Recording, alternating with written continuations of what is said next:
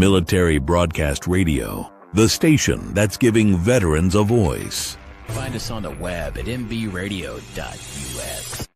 This entire military is one cohesive, dedicated force. And the threats to our nations, they don't sleep. They're watching our every move. Iran, Russia, China, North Korea, ISIS, Al-Qaeda. They may be watching this right now. Our military should not be mistaken for a cable news gabfest show. We don't care what you look like. We don't care who you voted for, who you worship, what you worship, who you love. It doesn't matter if your dad left you millions when he died or if you knew who your father was. We have been honed into a machine of lethal moving parts that you would be wise to avoid if you know what's good for you.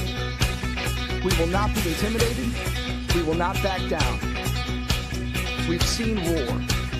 We don't want war. But if you want war with the United States of America, there's one thing I can promise you, so help me God.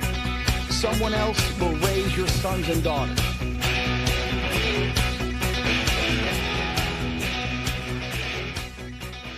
Military Broadcast Radio, the station that's giving veterans a voice. Find us on the web at mbradio.us. Opinions expressed in this program are those of the speakers and do not necessarily reflect the views or positions of any entities they represent. Find us on the web at mbradio.us. Join Terry with Tracer Rounds every Tuesday at 8 p.m. Eastern to hear interviews with veteran artists, veteran business owners, and businesses that support veterans. Catch us on Roku, Amazon Fire TV, and MB Radio. If you miss a show, you can listen again on Wreaths Across America Radio every Wednesday at 3 p.m. Eastern. Tune in to see if you are on target. MBR, giving veterans a voice.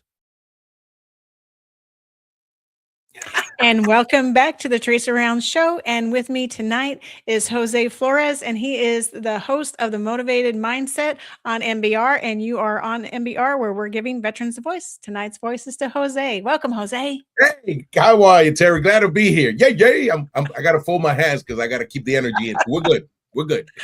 I don't care if your hands are flying. It's okay, because I use my hands all the time too. So no problem there. So I was so excited when Jose said he would be on tonight, because I want people to really know who this guy is, who Jose is. So who is Jose? Who is Jose as an 8-year-old or as a young man growing up in New York? And what was life like for you when you were young? Well, Terry, thank you for having me on. I was excited too. I told Terry earlier, thank goodness I don't have a tail, because I get excited. I'll be knocking stuff down, but no, it's all good. No, but Terry, thank you for having me on. So I'm from, how you doing? ¿Cómo está mi gente? I'm from, born in Brooklyn, raised in the Bronx. So I was like 10 years old. And when I say the Bronx, it was the South Bronx back in the late 70s and 80s, and it was burning. It was terrible. We had Section 8 housing we lived in, a lot of gangs, a lot of prostitution and stuff like that. But when you grow up in a place like that and you have the family unit is good, I didn't even notice all that. It was just part of the scenery, Right.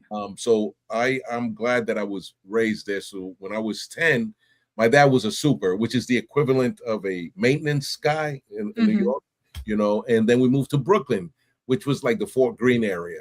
Not too good back then, but so it was just me and my sister and my mom and dad, of course. So growing up in New York kind of, shaped me and all that. I didn't know it until I left. And then you're like, boy, I really sound different. Yeah, I was like, yeah, you're absolutely correct. Let me tell you something, Terry. The hardest thing, okay. So it was after I left New York that I used to say, can I ask you a question? And people look at me like, well, you want to hurt me because of my accent. I didn't know what I said, what are you talking about? I want to hurt you, the cars in the yard. What? Yeah, it was crazy. That's one of those things that I had to deal with. Yep, yeah. So yeah, that's who I was growing up in New York. And real quick, and so I went to George Westinghouse Vocational Technical High School, right? Why do I say that name? So that was the same high school that Jay-Z went to. Oh, wow. Notorious B.I.G. and Busta Rhymes. Oh, So wow. the schools that I went back then, it was just like, it was crazy. But again, you don't see that when you're in the jungle. Let's put it that way. It's just part of the normal life. So yeah, that's one thing that I didn't get to see them. I wasn't with them, but they did attend the school. That's interesting. Yeah. So how did you decide to go into the Army after that? Because you are an Army veteran and you spent 30 years. Yeah. So you and me are on the same page, but you did yours all active duty, right? Yes, ma'am. Yeah. Yeah. So 30 years active duty is a lot. You know what? Lot. Yeah. So what you remember back then? Well, that one commercial, I think it was one of the most marketing commercials. Be all that you can be. You remember that? Oh my God. And then I think I was what was it? I was a senior. It was December when we graduated in June. And that was when it hit me like, oh my goodness, what are you gonna do? Like I wasn't college material. I was gonna graduate. And I definitely didn't want to stay with mom and dad. You know, it was just, but I didn't know what I could do. So one day I saw Be All That You Can Be. And I said, that dude looks just like me. Remember the guy who jumps out and said, good morning, First Sergeant? Remember that? I heard that dude got in trouble like drugs and got kicked. That's what I heard. I don't know. But I was like, man, that's me. I said, because I think he was Latino. And that was it. So, that was the thing that said, okay. So the very next day, we were on Christmas break. I went to see a recruiter. And I joined the delay entry program. Remember that? Yeah. Yes. So I was on that too. That was the trigger. Yes. So you joined. So you didn't think of any other service, just Army, because of the commercial you saw. I did think of the Navy, but let me tell you, okay, I know it sounds silly, but after seeing Jaws back in '77, I said, oh, heck no. No, even today, girl, I can't go in too far. Let me just get my feet wet. Where's the pool? Because Jaws may come out. I know it sounds crazy. I said, the Navy and for me, the Marines, I'm not good with eating crayons. Thank you very much. Okay. So for civilians who don't know, that's all the military branches have this inner rivalry kind of thing, and I don't know where that came from. Where it came from, Terry? I don't know. Yeah. I think it's just good ribbon because you know how you kid your siblings and your friends. And so we're all friendly and we just kid each other. So I in the Air Force, forget it. I could not even pass that as I didn't even but the Army, they took everybody, and I was 17, and and because I was 17, I remember when my parents had a sign for me, and they were like, "Are you sure you want to do this?" I said, "You know what, Mom, Dad, I'm not sure, but I know this is probably better for me." And they were crying and everything, And it wasn't until I became a parent and we talk about the empty nester kind of thing, why I was leaving. But that's what it was. That's when I joined. And I would tell you, Terry, it was freaking terrifying. It was terrifying that I was the first time I had to get on a plane and do this and do that. So, So that was the commercial going down there. And one thing I learned, recruiters don't lie. The truth changes. Thank you very much. All right. But man, okay. So that's true. Or they just leave out the parts that you're not going to like. So they tell you the parts you want to hear and they just don't tell you about the rest. They figure you'll find out on your own. Absolutely. Absolutely. So what did you enlist for? What was your job specialty? So I have 3 MOSs. So, of course, as a recruiter, they have quotas. So they combat arms is where they try to, and you don't know anything, So I actually he said, so my first MOS was field artillery, right? And I said, what does that do? So the guy said, I remember the recruiter, he said, well, it's like going to Central Park, and you get on this little car and you have a 50 cal machine. He was all wrong. It was... And I was like, and then they give you this food back then when they had sea rats, and they got pound cake. I mean, he just prettied it up. I said, oh, okay. So my first MOS was 13 Echo, fire direction specialist, which is the one that directs the guns and yada. So it was field artillery, which was going from Earth to Mars. What is Fort Sill, Oklahoma, girl? I was what? Fort Sill is not the best port. Oh my goodness. So yeah, field artillery was my first MOS. Oh wow. Oh my God, yeah. And I'll never forget getting off that bus.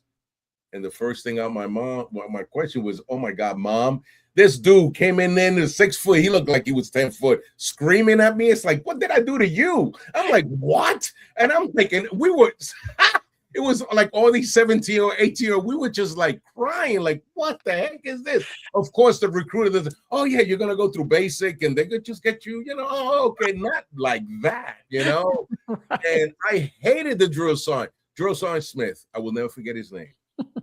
Oh my! So yeah, that's my first experience in basic, and I didn't sleep for a week. Oh wow! Because in New York, where we lived at the subway, which is underground, was constantly underneath us. So you get used to these sounds, and then you go to Fort Sill, Oklahoma, and pretty it's quiet. Yeah. So except for the guns going off. Yeah, except for the guns. Yeah, the range. Yeah. Yes, ma'am. Oh, wow. So how long did you spend in field artillery, and then what did you change to? So I did, like, my first term was 4 years. My first duty station was Fort Hood, Texas, Killeen, Texas. First calf. Oh, my God. There you go. And so I had the first calf patch for civilians. It's a huge patch. Remember the first very patch? Big. Huge. Very big. So, I was the first calf, and I'll never forget.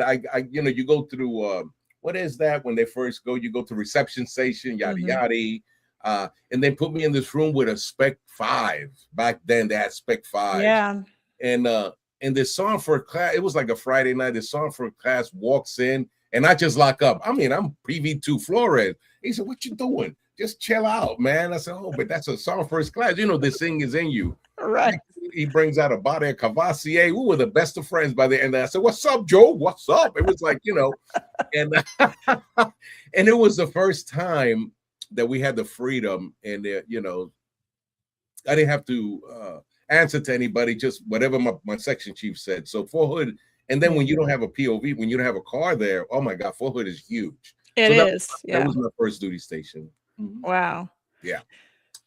So that was your first 4 years. And so what did you change to, and where did you go after that? So when I left Fort Hood, I went to Ansbach, Germany, field artillery. Okay. Oh my God, Grafenwehr. So when they talk about field artillery, Grafenwehr is a training site. Yes, it is. Oh my, you been there, Terry?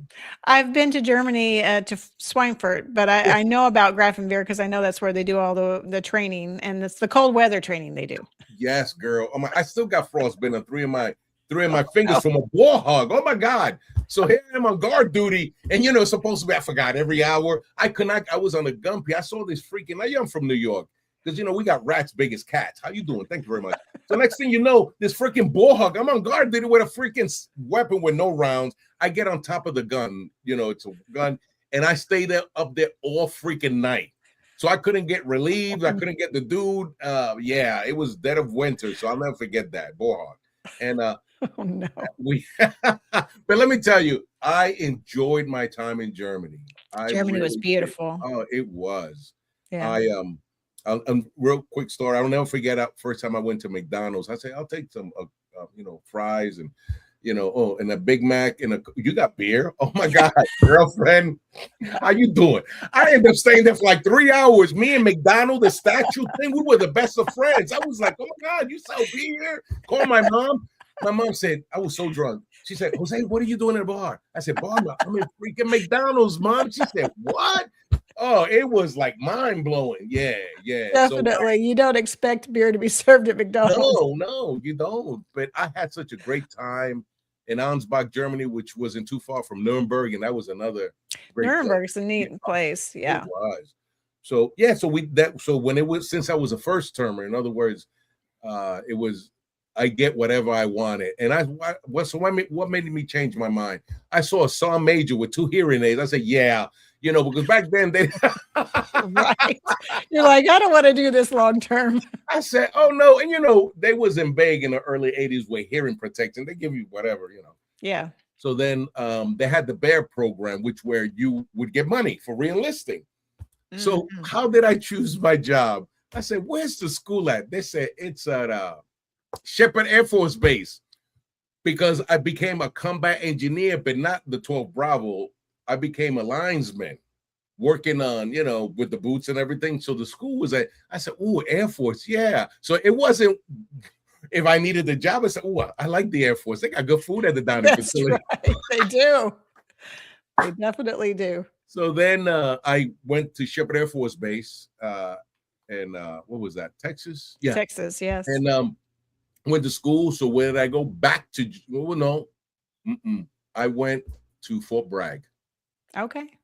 And I was with the combat engineers there, and that is a different place, girl. Yeah, I spent 5 months there. So you know. Yes. Now, it was good because, you and I know some people make a career, go to Korea for a year, come back, and then just stay there the whole time. So we got the DRF-1, which we were some alert. I wasn't even in country. I wasn't even in Fayetteville 3 weeks. We got sent to Honduras for a year, girl. Oh, wow. And so I didn't even do my job down there. The commander said, "You speak Spanish now." Before I say anything, I speak Spanglish. In other words, it's not even proper Spanish. Like, this is how we talk in New York. Hey, ¿pa dónde tú vas? How you doing? Mira, tráeme eso. In other words, it was just like all over the place. So here I am. The commander say, "You want me to translate?" I come back. My job got taken away, and I had to reclassify again for the third time. Oh, my goodness. Which was cool. And I said, "Where's the job? Where's the school at?" Fort Bliss. Here I'm thinking it was blissful. Oh, heck no. Oh, That is no. not blissful at all. No, it's not. Oh, my goodness. So I went Patriot. I was a Patriot crew member working on the radar. And I got the bliss, yeah. So those are my 3 MOSs. So you spent a lot of time in Texas, in other words. I did. Yeah. Excellent. Exes. Ain't that a song? But anyway. It is. Yeah, It is. did. It just so happened to be in Texas. Yeah, it did. I did. Yeah. Wow. So how did you survive 30 years in the military? I mean, like, you had to have some mental fortitude and some, really a lot of willpower to stay in, because it's a long time. It's called child support. How you doing? Thank you for coming. I forgot to tip your waiters and waitresses. I can give you some BS, but I'm gonna say it's called child support. So here I am when I was close to. So when I got divorced, I was close to my 20, and I said, "What am I gonna do?" Oh my God, I'm bottom line up front, because with child support, I had an opportunity to change. And once you hit 20, and I had like 20, I say I might as well stay as long as I can. And it was in them last, I say 15, maybe 14 years where all the wars happened. Now in 91, I did go to Desert Storm. I did go to Desert Storm from Germany when I was a Patriot. And I would tell you, Terry, it was terrifying because if you know, back then it was the whole Saddam Hussein and the chemical weapons. Yeah. And when I came back from Desert Storm, I got sent to Washington State because we got deactivated in Europe. And after Desert Storm, a lot of units got deactivated and so on. So, so to answer the question, of course, I got divorced, and that's why I stayed in longer. And it was the best decision I ever made in many ways. So, yeah. So what do you think the military taught you all your 30 years in the military? What's your biggest takeaway from your time? Absolutely. Hurry up and wait. Thank you very much. No. That's true. No, I will tell you that, and because when we're in, especially with NCOs, you're working with professionals. So you're in this protective bubble. So when I got ready to transition now, I was actually, what they call that, imposter syndrome. I didn't know what my capability was because I was out. And my first job when I got out was working at Fort Meade for the Department of the War. And I was like, wow, can I really do this? And then slowly but surely, as I got to know the processes, all that stuff, selfless service, duty, honor, being on time, right uniform, all that came into play. So it taught me, in the Army, we're taught, as you know, putting, let's say, 5 pounds of manure in a 2-pound bag and making it work. Right. Whatever, getting the mission done regardless, because we, in the military, we train to standard, not to time. We till the job gets done. With civilians ain't like that, of course. So I would get there early. So it taught me how to give all of me and how to be present.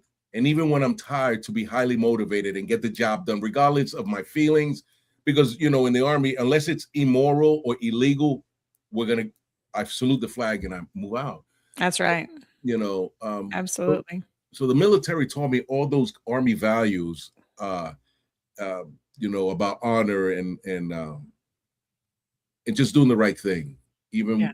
you know when you agree. So, and it's helped me so much, and it's still in me. You know, if you're on time, you're late. Right. Yeah. Yeah. So it did teach me that. It did.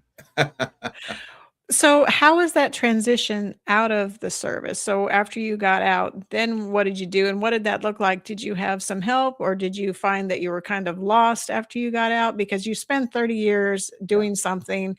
And with a lot of people what they say too is if you don't have any interest outside the uniform and all you have is friends in the uniform and then once you take that uniform off, you don't know who you are anymore because that's all you were and that's all you were focused on. So did you find that to be true for you or did you have outside interest where that transition was made a bit easier for you? So for me, it was terrifying. And so back when I got out, um, if you said that you had some mental health issues or you went to see mental health, you could lose your security clearance. Yes, that's true. Remember that? So what we would say, oh, I'm fine. Uh-huh. Exactly. No, I'm good. No, because we needed that security clearance in order to get a job, right? Right. So like a honeymoon phase when I first got out, you know, it was okay, but then things started happening to me that I didn't know affected me, you know. So Yeah. really back up. So when I was in all the senior NCOs, and I'm being straight up, you know, we would all go drinking in the barracks to deal with the issues we had. That was it. It was called self-medicating, right? We knew that after we got done sober, the issues would be there, but I wasn't alone. I was with my brothers there. We lived on Listerine and Visine for PT formation. We were working alcoholics. When I got out, it was terrifying. Yeah, I had a job, so I don't mind sharing. I tried to take my life twice, 3 times, twice on active duty toward the end, and one when I got out. Because emotionally you can't sit, but you can't stand, and you're in limbo. And you don't know what's happening. And then when you go through life experiences, divorce, loss of of identity. Yes. It's rough.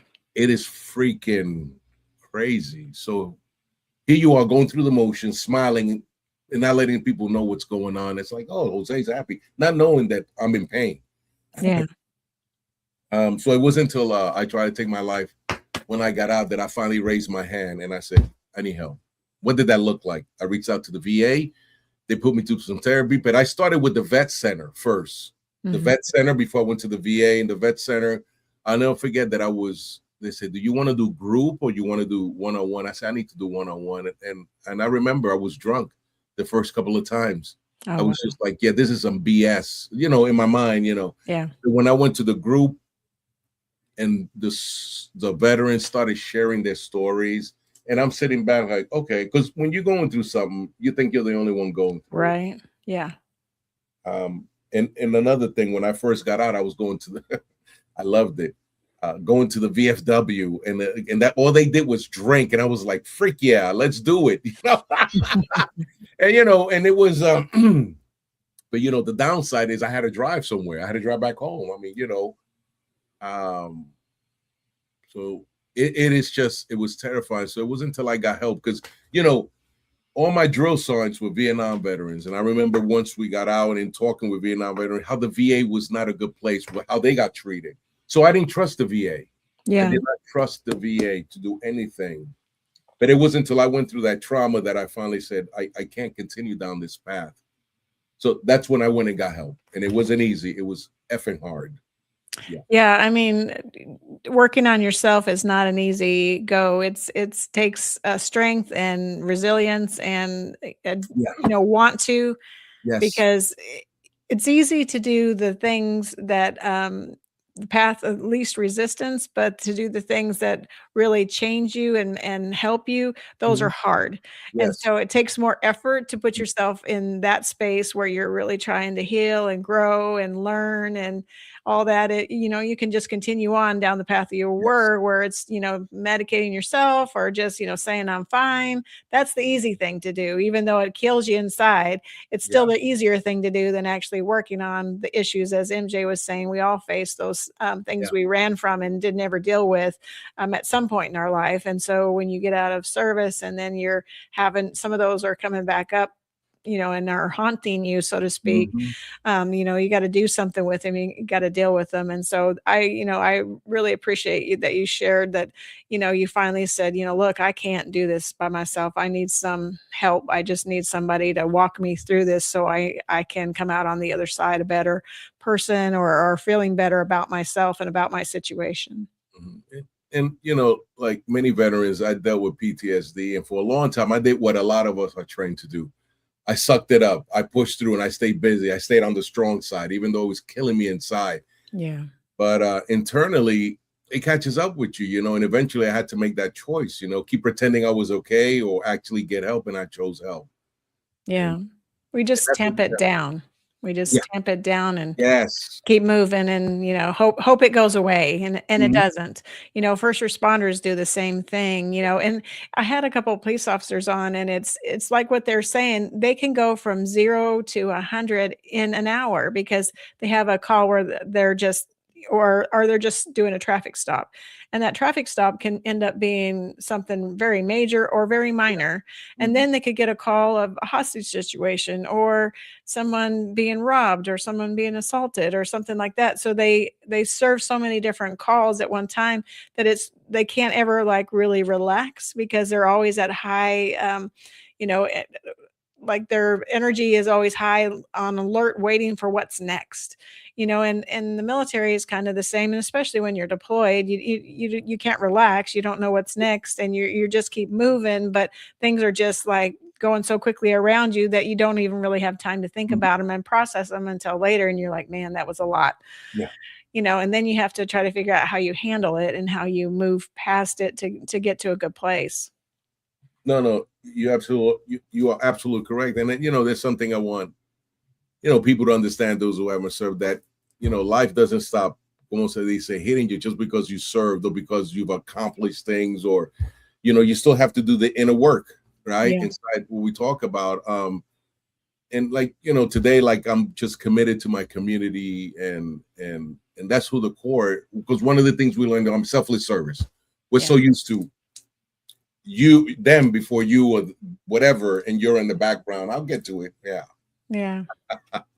That's true. I mean, like you said, any job that I ever had on the civilian side, I don't work to the time clock. I work till the job's done. Whenever Yes. the job's done, I'm done. I'm not done until the job's done. Mhm. But like you say, the mindset on the civilian side is, oh nope, it's 5 o'clock. It's time to go Yep. home. Yep. It'll work out itself out tomorrow, but we're just not wired that way to work it out Right. tomorrow. We're going to keep going and keep going until we're done with it. And we don't complain for the most part. Right. Don't complain, we just work and we just do because that's what we were trained to do. Not Yes. not to worry about it and not to, focus on, okay, well, I'm tired, but I'm gonna keep doing it anyway. Hmm. Hmm. No, you're absolutely correct, Terry. That's just the way we're built. And I feel like I just got out a couple years ago. you know. Right? I Oh got my. out in 2024, but Mhm. I feel like it was not that long ago, Right. Right. and I got out because, I reached MRD and they're Yeah. like, "It's time for you to go, sister." And I'm like, "I don't want to. I don't wanna go. I wanna still stay in the boots because I miss them." Yeah. Carolee asked me in the podcast we had the other day, she said, "Would you go back in or if they, let you, if they said you could come back in?" I'm like, "Yeah, I'd still be Mhm. drilling. I'd be putting on that uniform and here we go." Mhm. You No, know? that's it. That's what I miss. The great people that I had, that that structure. Yeah, there was a lot of WTF time, but in Yeah. the end, it was mostly all high, I would say. Yeah. And it made me, I tell you, Terry, it made me a better human being by serving in the military. Because when I go back to New York now, they're acquaintances. Mhm. and here they are, for them seeing the world or leaving New York City is 2 weeks in Cancun in a gated community, and they go back and they wait a whole year to take vacation. Yeah. And here they are, on the same stoops, gray hair, drinking Mad Dog 2020, chill. And I do love that. Oh my God. But but they haven't changed, but we've changed. Right. We've changed. Yeah. Yeah. So. Definitely. So how did you start all your other things that you do? So you're a podcast host on the Motivated Mindset here on MBR. You are a death doula. Yes, ma'am. And you are a motivational speaker. Mm-hmm. What else are you doing? And so where else did your career lead you after the Army? So once I worked at Fort Meade for like 10 years. Mm-hmm. And then during COVID, a position came open at Housing Urban Development. And because I worked in the EEO field, Equal Employment Opportunity, I was in charge of observances and stuff like that. But when I got to HUD in DC, I didn't even do the job I got hired for. It said, we need an alternative dispute resolution coordinator. And that new guy, he's full of piss and vinegar. Why don't we use him? And I was like, so here's where the Army comes in. They said, Jose, would you like to be on a detail? I said, I'm not going to say no. Yes, I would. I didn't even know what the job was about. I was ODF out there flapping like, okay. So I became a certified mediator without knowing. So what did I do? They put me on a detail. So I must have called like 200 or 300 ADR people that do from different agencies. Hey, how you doing? I'm gonna say, hey, how you doing? Hey, where you from? What does the ADR do there? What do you do? Bottom line up front, because that's what we do as NCO. We go out there and we don't need to know everything. We just need to know where to go.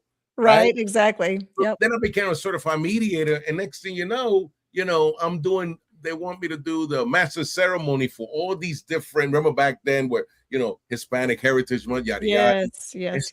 So at first, Latino, I get it. I'm Latino. African American, okay, I'll do that. But then one time when the Asian asked me, I said, I'm Latino. I mean, if you want me to be I can do it, but don't you have like members and so on? So all of a sudden, I became part of the VAG, the Veterans Affinity Group at which is a group for veterans, and it was through them. And then right before I got out, I attended a Red, White, and Blue. Team Red, White, and Blue is a nonprofit organization that helps veterans through physical and social activities. So I became a member. And then I don't know exactly when it happened, but once you connect with one, you connect with another. And then I served on the board of directors for Habitat for Humanity. And then once all that happened, and I was a Lions Club member. So I'm gonna tell you real quick. You ever seen that you go into places that has the big L? It's the Lions Club. Yes, Lions Club. Yes, and I was these are people who must care about lions. Are they endangered? I mean, I didn't know. I was lost like last year's Easter eggs. I had no idea. I was like, oh, okay. Wow, why does every town? But King Kong killed them. I don't know what I was thinking. Then I became a Lions Club member, and I even became a president and everything. So nice. I say all that once you connect with one nonprofit organization, the members belong to others. So before I knew it, I got involved. But another thing I did, I was able to use some of the skill sets that I learned in the military as a government employee. And what does that look like? Management skills, holding meetings, public speaking, you know. And before I knew it, it just took off. And I've been involved with them, since I retired, with some of them. And then it wasn't until I retired when I moved to HUD in DC, it's just a hub of activity. And it's been the best thing I ever did. And I can talk about the VA too when we get a chance. So yeah, no, tell us all about it. I'm curious to know. Give us the scoop. Okay, here we go. Thank you. Don't forget to tip your waiters and waitresses. All right, here we go. So, like I was saying, check this out. So 2 years ago, they needed somebody. They were looking for a veteran for Veterans Day to spotlight on the news. And one of the injuries I got, I had to get an L4, L5 fuse. So I have something called foot drop. I didn't even know what that was. You know what that is, Terry? Yes, I do. So for the people in the audience, that means I can't dorsiflex. So when I run, the VA made a brace for me. So, one of the people who worked there said, hey, we have a veteran you can spotlight. And I was on the news and everything. Wow. It took me years to get this done. Thank you very much. I was on TV and everything. And it was when I met the public affairs at the Baltimore VA that they told me, the VA has something called the Golden Games. And in your area, You can participate in biking and so on.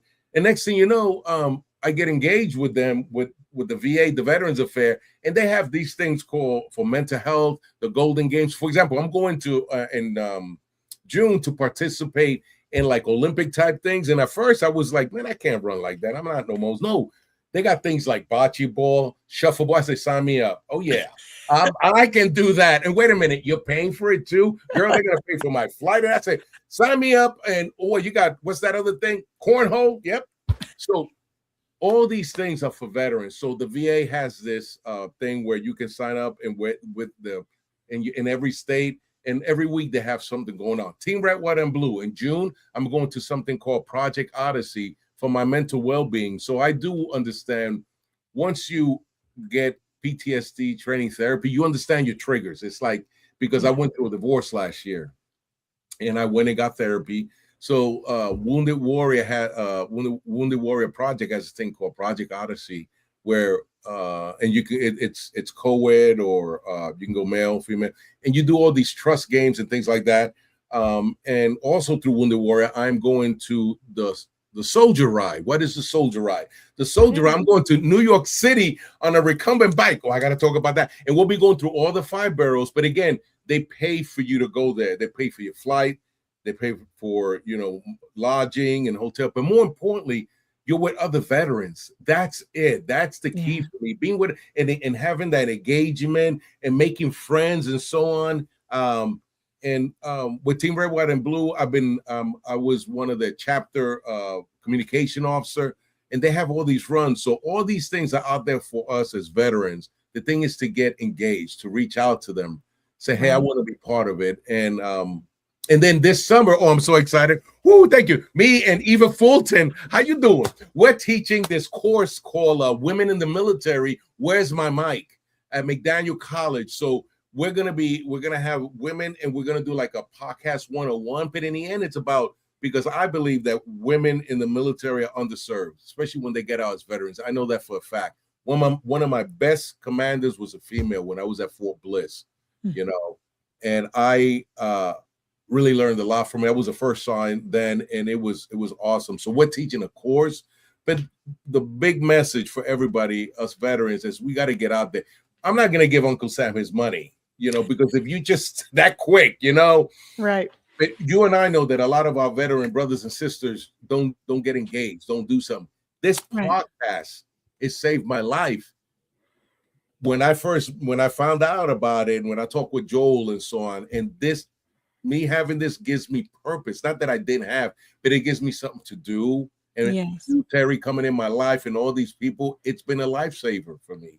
So all these things have been good for me, and if they keep the demons away in Pandora's box. So those are some of the things. Yeah. So how does someone qualify for some of those things? Do you have to have a certain level of disability or service connection, or what's the qualifiers for getting into some of these programs? So for the VA, go on the VA website, and your primary doctor has to say whatever disability. Everybody's different. So you go to the website, you go VA Adaptive Program is called, and then there's a series of things that have to be in the one that you use the VA, once in a while, but your primary doctor at VA writes you a letter, and they know exactly what they got to write. And then you take that to your area coordinator, who's a GS employee that works for the VA. Okay. And then once you get involved all throughout the year, they have bicycle riding, they have swimming, they even have air rifle, golfing. And this is all free for the veteran. And like I told Terry, one of the things that I need is a recumbent bike because of my operation.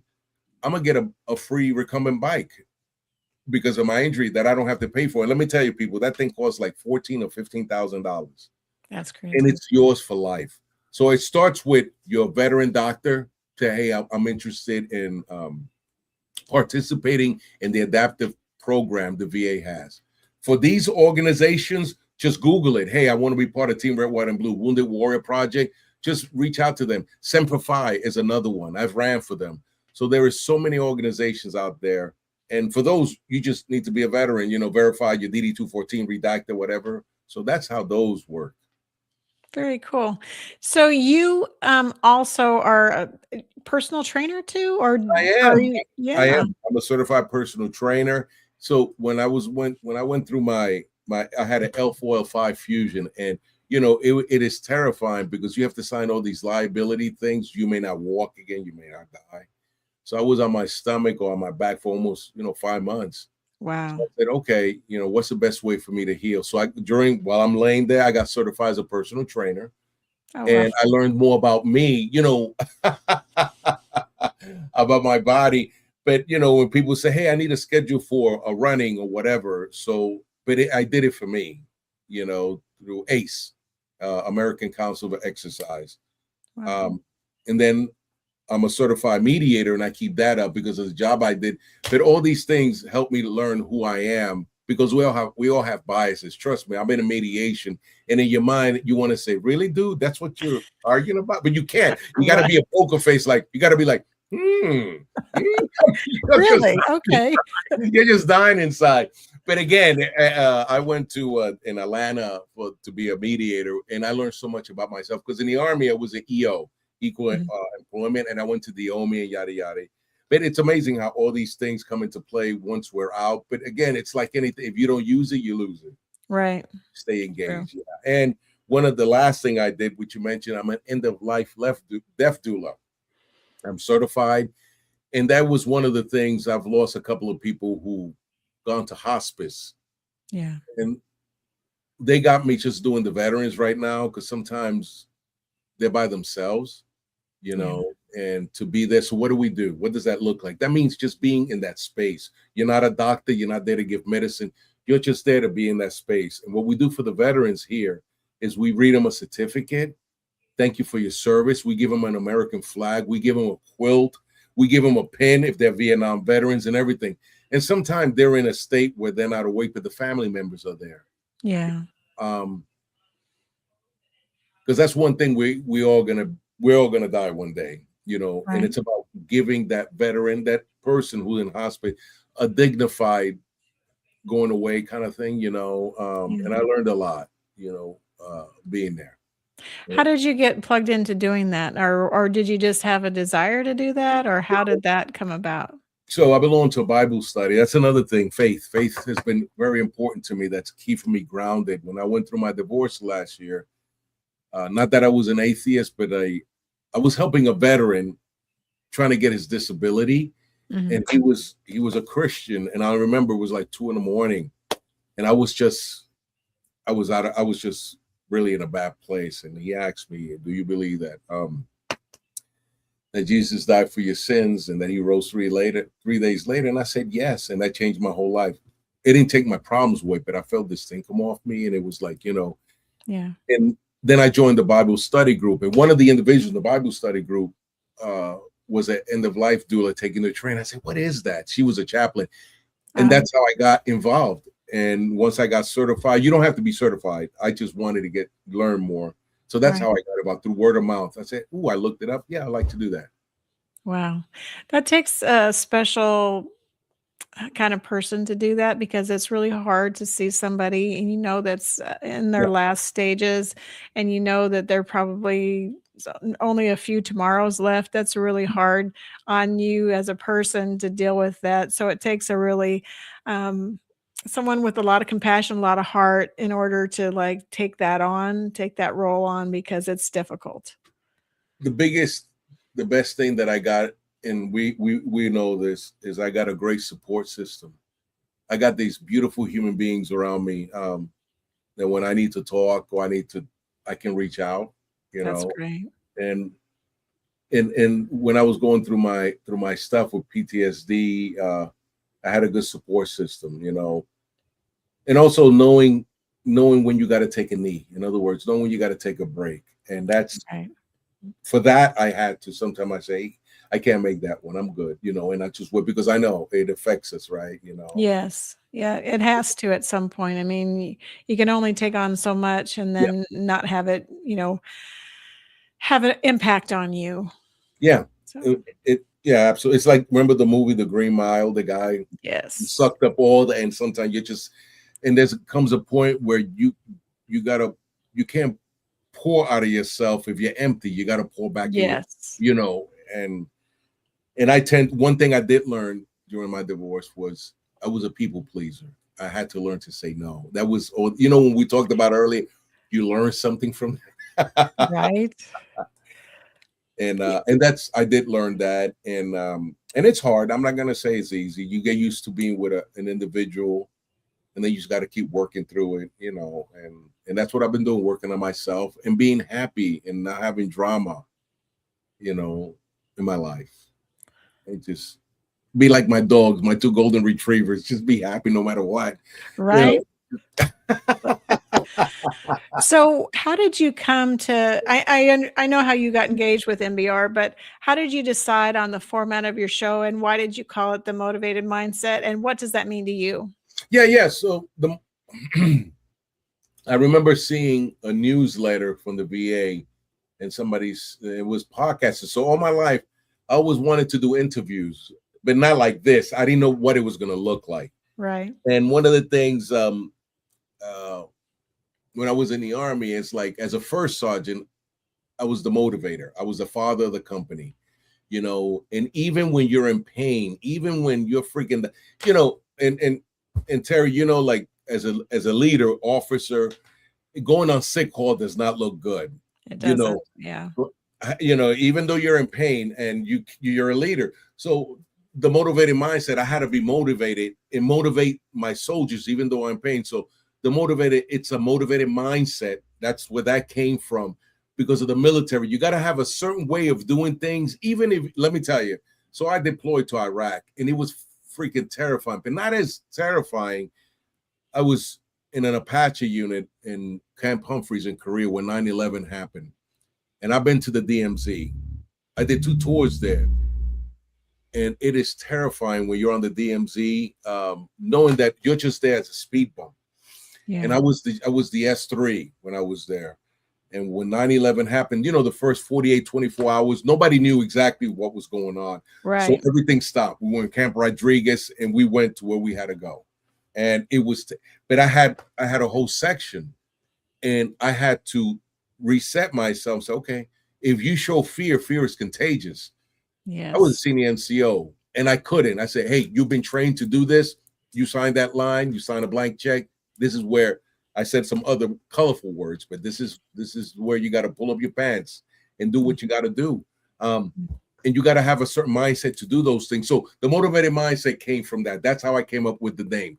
When the VA said this thing, and I reached out to Joel, and I said, hey, I want to do this because I was lost like last year's Easter eggs. Like, how do I start? Right. And then that's how I came with the name. And it was something I always wanted to do. And it's evolved from when I first started to where I am now, and I've learned a lot having you in my hub and all these people that help me out. And I appreciate all you guys, especially when I went through what I went through last year, and I had to take a pause for the cause because, I wasn't there. Right. Yeah. You had to get yourself righted. You got to right your own ship sometimes. Like you said, you got to take a moment and take a knee and figure it out. And then you can come back and, regrouped and ready. Yeah, absolutely. So that's where that came from. Oh, I got to share something real quick. So for New Year's, how you doing? Oh my God. You see my hat? Okay. So I went to, all right. I went to DR. I went to Dominican Republic and connected with my family that I didn't even know I had, a whole generation. And it was just timing. It was faith, because I was just still going through my stuff, and to have all these people accept me and love me. And it was just, and it was just amazing trip there. I spent New Year's there, and it was nothing but love. And that helped me heal so much. And I'm still in touch with. That's when I found out about WhatsApp. The thing on the phone, I said, what? Like, there's somebody, you got WhatsApp? Yeah, how you doing, WhatsApp? He said, no. Girls, what are you talking about? No, on your phone, WhatsApp. So everybody in VR has WhatsApp. Yep. That's how everybody communicates. That saves the money. Yeah. So, and I say that because, it helped me heal by going there, and it helped me heal and find my center again, my moral compass, because at this stage of my life, Terry, my mission is to keep serving, to keep healing, to keep speaking truth, right? Yeah. And to help others understand that no matter where you come from, your past doesn't define you, and it doesn't, It doesn't. You're right. Yeah. So yeah, that's how that came about. That's awesome. So all your posts and everything are so motivating. And so you've been recognized by Facebook several times for being a motivator. Ah, So yeah. you're just so full of energy and so full of happiness. It's such a good thing to just scroll your page and you just get motivated just looking at your posts from working out, from all the engagements that you do, from just hanging out with your family, seeing your dogs. It really is a motivator. So if someone wants to engage with you and wants to get you as a speaker or wants to just learn some of the Yeah. things that you've figured out over time, how would they engage with you? What's the best way? Well, I guess you know what, on my Facebook, I don't know how good. What is my Facebook? It says it doesn't say Oh, Jose that's Flores. fine. That's cool. Yeah, the LinkedIn. Yeah. Thank you, ma'am. That if they reach out to me, then they're good. Yeah, absolutely. And if any veteran out there just wants to talk, I mean, you know, of course, with it and say, how can I get engaged, or just wants to talk to me, absolutely, that'll work. That's the best way. Yes, yes, yes. And you go on my YouTube and you know, like, subscribe, whatever. But anyway, just you can reach out to me, and I'm here to serve. Absolutely, I would love to hear from some of you guys out there. Please. Yeah. Right. And so what day is your show and what time? Oh, yes, ma'am. How you doing? So my show is on it's on Saturday at 1700, 5 p.m. Eastern for everyone else. And we have great guests and we have themes. So yeah, if you want to see me, you know, if you come on and say hello, how you doing? Thanks very much. Yeah. And Yeah, I would be absolutely. honored. So if you were to give your younger self some advice, what would you tell your younger self? Absolutely. This is exactly what I would tell them. Hang in there, buttercup. It's gonna get better. Yes. You know what? All these things that in my opinion, all these things, even the trials and tribulations that I went to, made me who I am today. Right. You know, the story, I don't know if you heard the story real quick about the cocoon and the butterfly was trying to get out. And this man he opened up the cocoon, and you know what happened? The butterfly died because its wings were not formed. He had to go through that struggle so Right. his wings can form and fly. But my opinion, whatever I went through, I had to go through to become who I am in front of you right now. That's what I would tell. Hey, just hang in there, Jose. It's gonna be okay. You know, come back on the White Castle. You know what I'm saying? Other than that, you know,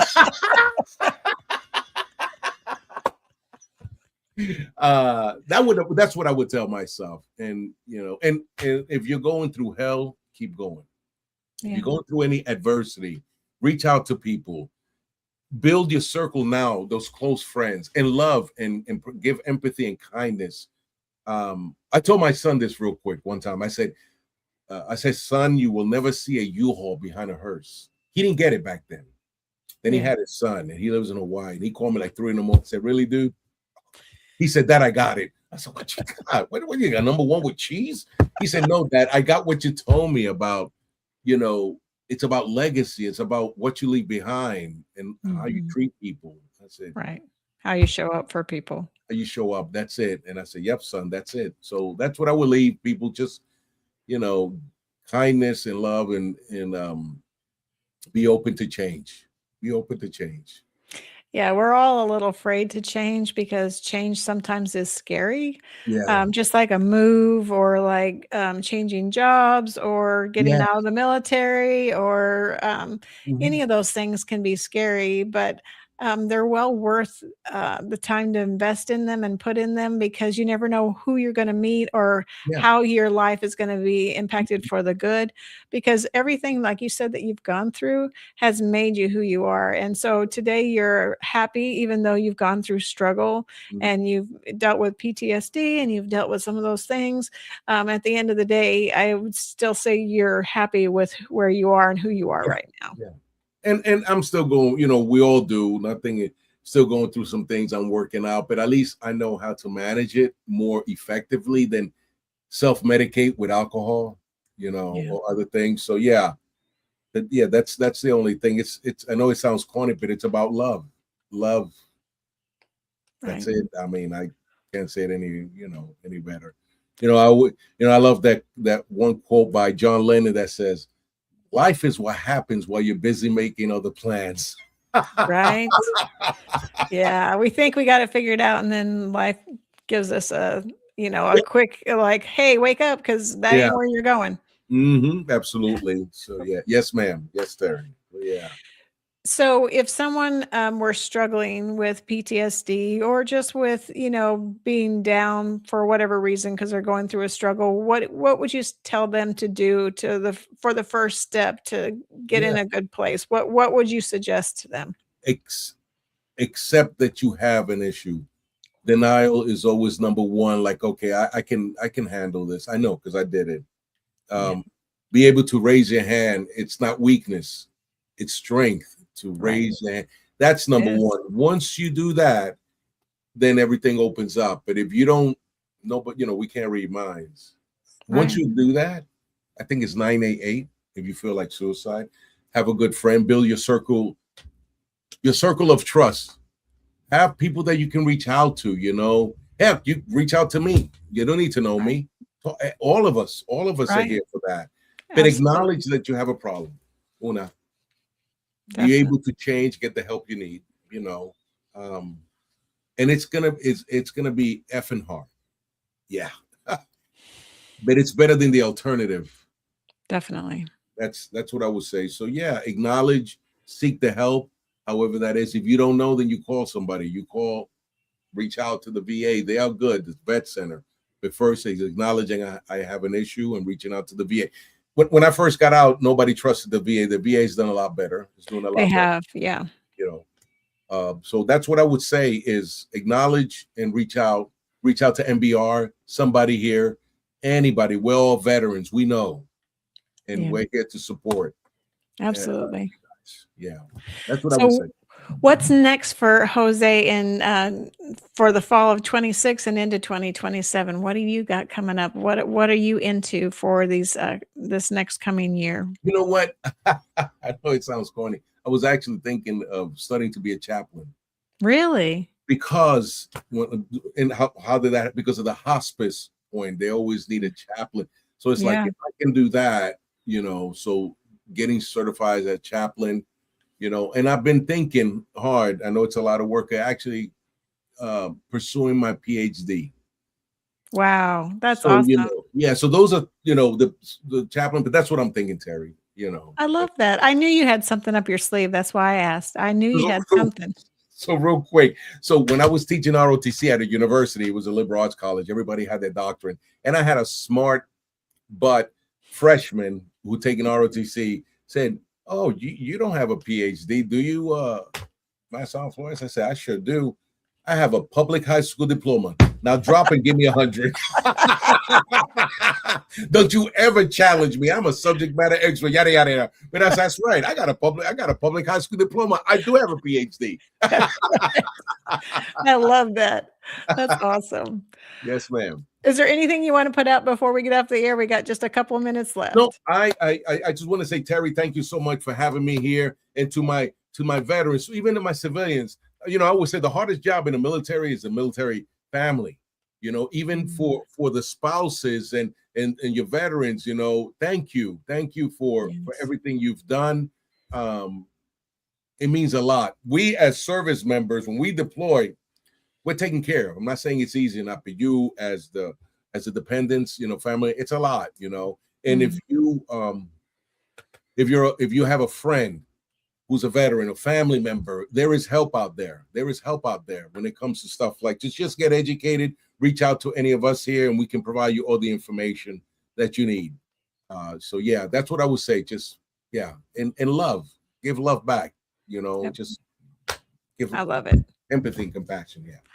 Well, it's been such a pleasure to talk to you, Jose. I'm so glad that you came on tonight, because I know we all feel a little more motivated and a little more in tune with, how we can impact our own circle of influence, how we can make a difference, because Yes, I know ma'am. you're making a difference where you are.